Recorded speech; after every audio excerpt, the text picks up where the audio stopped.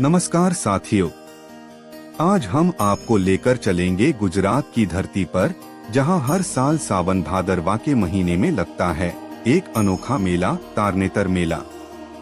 यह मेला केवल उत्सव ही नहीं बल्कि इतिहास, संस्कृति और लोक कथाओं का अद्भुत संगम है। नमस्ते, स्वागत है हमारे चैनल रियल हिंदी स्टोरी। यहाँ आपको मिलेगी श्रिया की प्यारी प्यारी बातें, शरारतें और मस्ती से भरी एक मासूम दुनिया। अगर आपको बच्चे पसंद हैं और आप मुस्कुराना चाहते हैं तो चैनल जरूर सब्सक्राइब करें। प्रस्तावना: भारत को अगर मेलों और त्योहारों की भूमि कहा जाए तो कोई अतिशयोक्ति नहीं होगी। यहाँ हर राज्य, हर संस्कृति और हर गांव का अपना अलग रंग रूप है। इन्हीं मेलों में से एक है तारनेतर मेला, जो गुजरात के सुरेंद्रनगर जिले के तारनेतर गांव में स्थित त्रिनेत्रेश्वर महादेव मंदिर के प्रांगण में लगता है। यह मेला न केवल धार्मिक आस्था का केंद्र है, बल्कि यह लोक कला, लोकगीत, लोक नृत्य और पारंपरिक रीति रिवाजों का जीवंत उत्सव भी है। तारनेतर मेले का परिचय: तारनेतर मेला 3 दिन का होता है, जो भाद्रपद मास के शुक्ल पक्ष की द्वितीया से प्रारंभ होकर चतुर्थी तक चलता है। मेले में हजारों लोग जुटते हैं, ग्रामीण हो या शहरी, स्त्री हो या पुरुष, सभी अपने पारंपरिक वस्त्र धारण करके आते हैं। विशेषकर यहाँ की छतरियाँ, अम्ब्रेलास बहुत प्रसिद्ध हैं, जिन्हें रंग बिरंगे धागों, मोतियों, शीशों और डिजाइन से सजाया जाता है। ये छतरियाँ केवल वर्षा से बचने के लिए नहीं, बल्कि प्रेम और आकर्षण का प्रतीक भी मानी जाती हैं।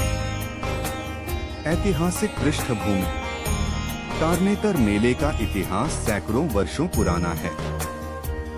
यह मेला त्रिनेत्रेश्वर महादेव के मंदिर के कारण प्रसिद्ध है, जो स्वयं पांडवों के काल से जुड़ा हुआ माना जाता है। किंवदंती है कि इस क्षेत्र में हजारों साल पहले राजा कर्ण महाभारत के समय ने यज्ञ किया था। इसी भूमि पर आगे चलकर यह मंदिर बना और फिर धीरे धीरे यहाँ मेला लगने की परंपरा शुरू हुई। ब्रिटिश काल में अंग्रेज अधिकारियों ने भी इस मेले का वर्णन किया। उन्होंने इसे गुजरात का सबसे बड़ा ग्रामीण उत्सव कहा। तब यह मेला किसानों और चरवाहों का प्रमुख केंद्र था, जहाँ लोग पशु खरीदने बेचने के लिए आते थे। धीरे धीरे यह धार्मिक और सांस्कृतिक उत्सव के रूप में विकसित हुआ।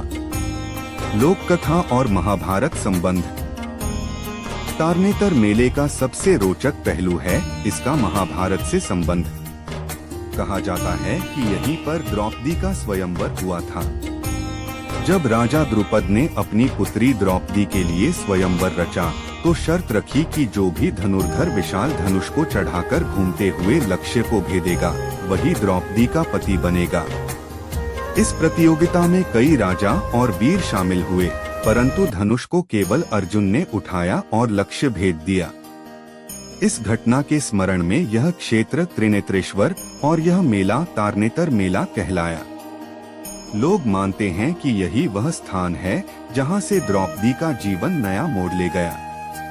मेले का सांस्कृतिक महत्व: तारनेतर मेला केवल धार्मिक आस्था तक सीमित नहीं है, बल्कि यह ग्रामीण समाज का सामाजिक और सांस्कृतिक उत्सव भी है।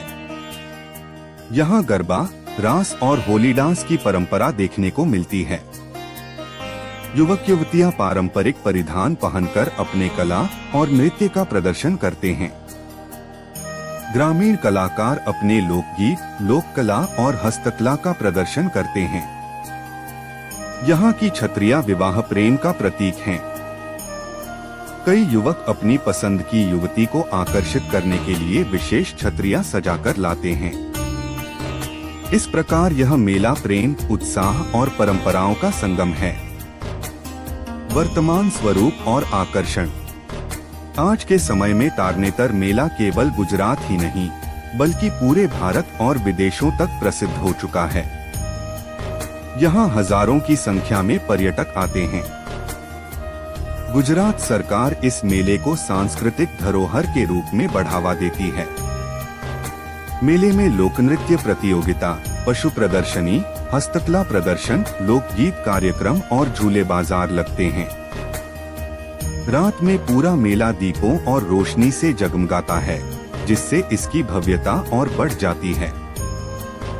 दोस्तों, तारनेतर मेला केवल एक मेला नहीं है, यह गुजरात की आत्मा है। यहाँ की छतरियाँ, लोक नृत्य, गीत, मंदिर और इतिहास सब मिलकर हमें यह संदेश देते हैं कि हमारी संस्कृति कितनी जीवंत और विविधतापूर्ण है। आज भी यह मेला लोगों को जोड़ने, प्रेम और परंपरा का प्रतीक है। इसी संदेश के साथ मैं अपनी वाणी को विराम देता हूँ। जय महादेव, जय गुजरात।